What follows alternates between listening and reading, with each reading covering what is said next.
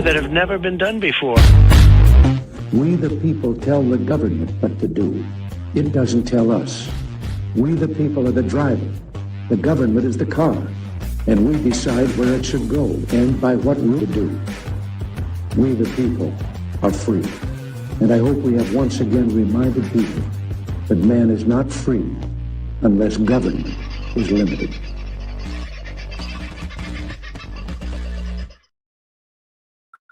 Oh, there we go. Got the bloody picture up again. Keep forgetting it's an exciting morning. Lots of things happening.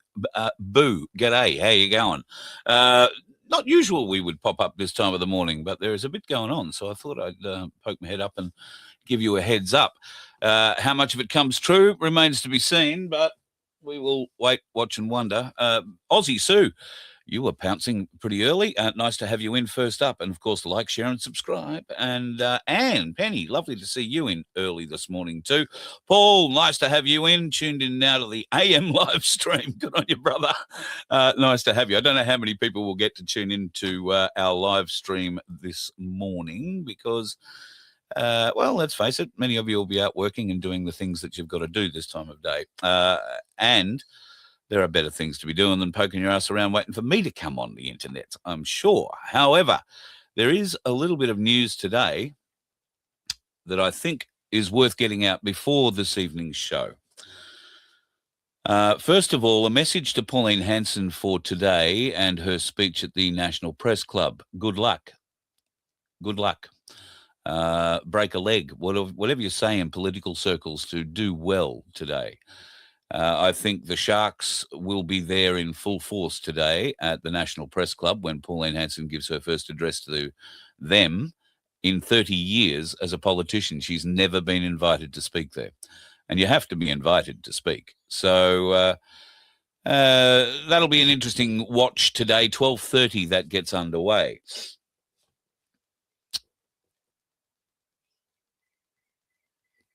The second bit of news I need to be a little bit careful about. What I'm about to tell you, I am hearing secondhand. It is rumour at this juncture only.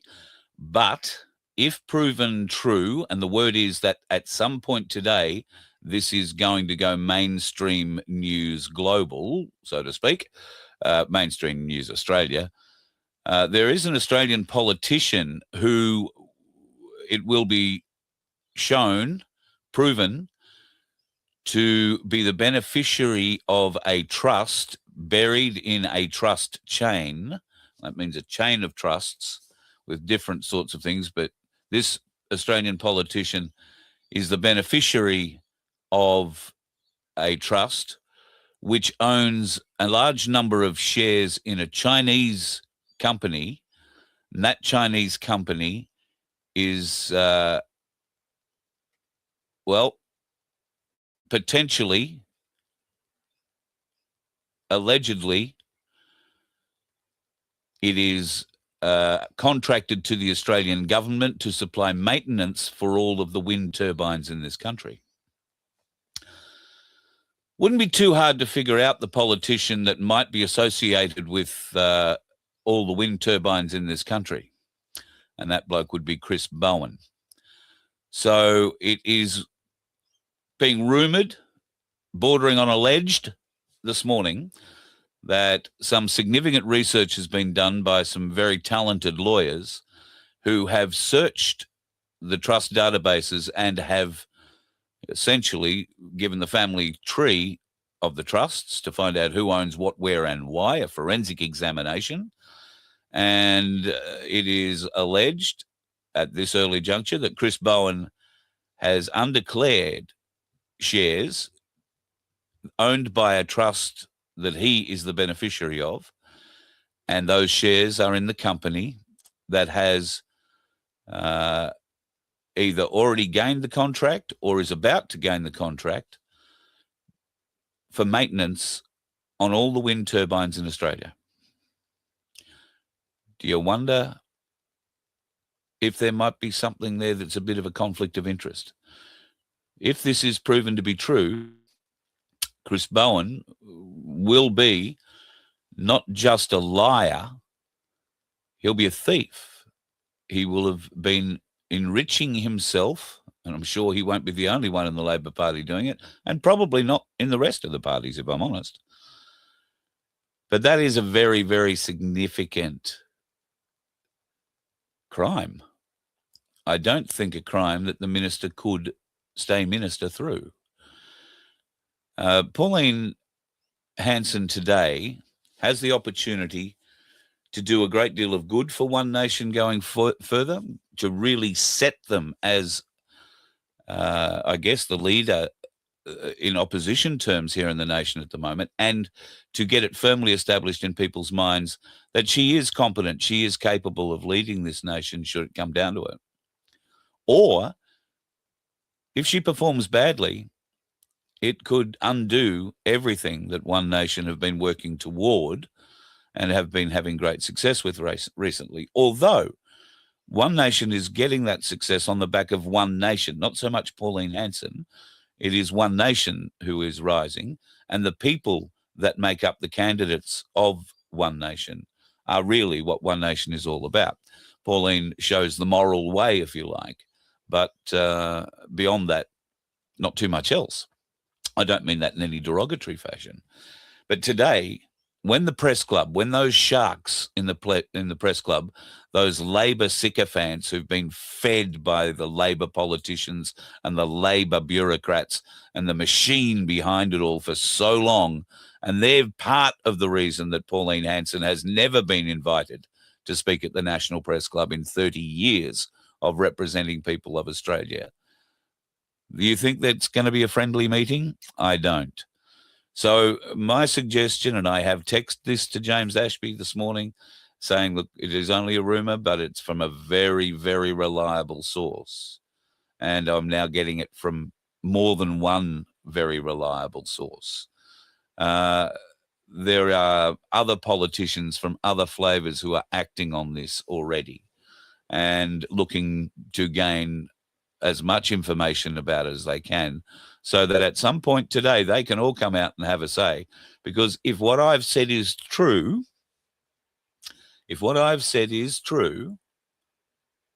and correct, then Bowen and the Labor Party are going to have some serious explaining to do. So keep an eye out for that as we muddle our way through the rest of this day. Speaking of this day, it's rare that we get to do these things, and I haven't done up a surprise anything for her, but she's not in the chat, so it doesn't matter. Shh, it's Sunflower's birthday today. So happy birthday to Sunflower, but we'll do some waving of the birthday wand later this evening, and the singing of the obligatory birthday song will commence then. Don't forget to like the channel, folks. Thank you, Cunning Linguists. We love your thoughts. G'day, Aaron. Yep, I think you could be right, mate. This will be just the first hole in the leaky boat that is the Labor Party. If this comes out as true, that Bowen can be proved, the only way he could have, got shares in this company and why he would have bought them in China or whatever is through insider trading, insider knowledge. And isn't it always the way? We send poor people into Parliament and they come out rich. It happens all over the Western world. How is that? How is that possible? Why does that happen? I mean, we're only getting paid a couple of $100,000 a year, maybe another half, 50, 60,000 if you're on a committee or two.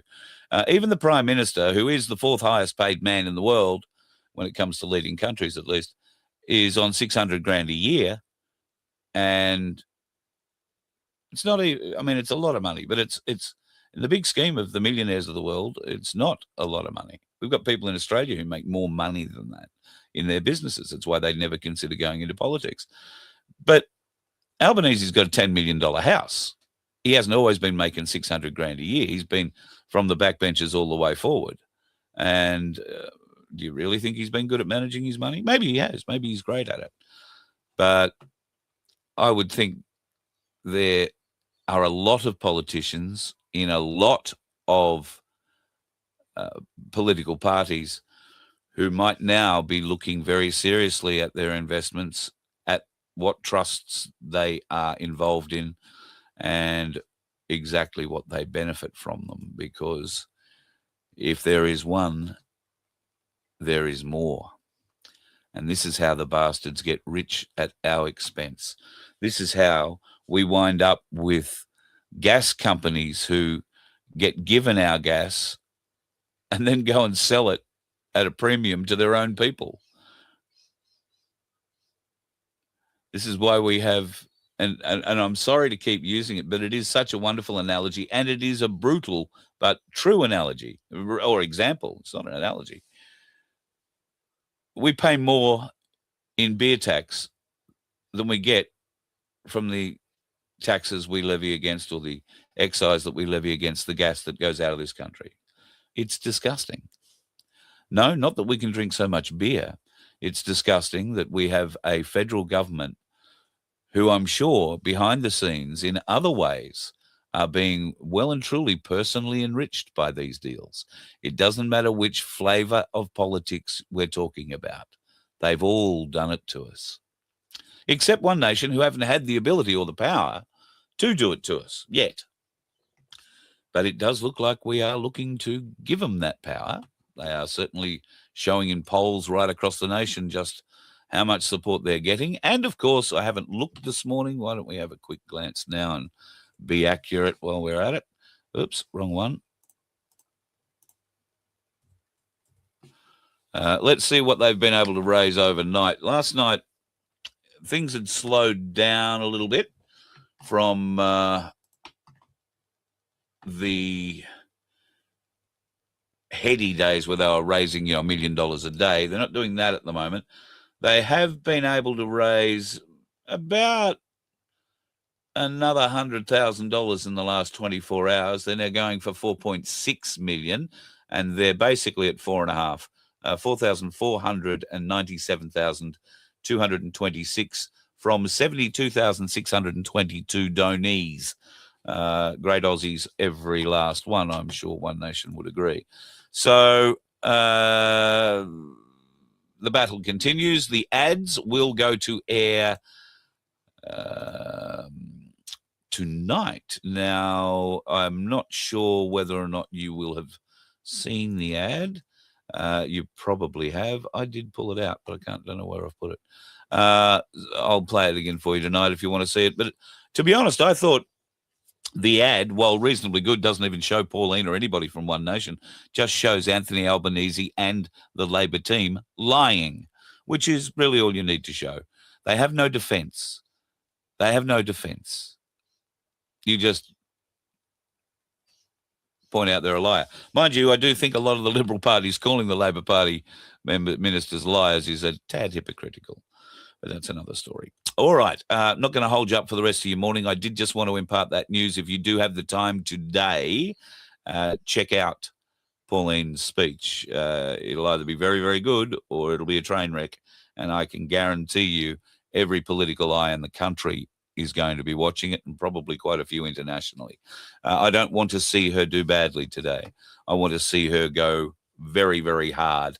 And if the opportunity presents itself, and should her people be able to get in touch with the people that I've been in touch with, and they can confirm this in any way, if they can provide the lawyer who says, here's the documents, here's the trust, here's the shares, and that's Chris Bowen's name, then today, ladies and gentlemen, today is going to be a very, very interesting day in Australian politics. And all the dickheads on the roads might just be heading to Canberra. It could be fun. You let one ant stand up to us, then they all might stand up.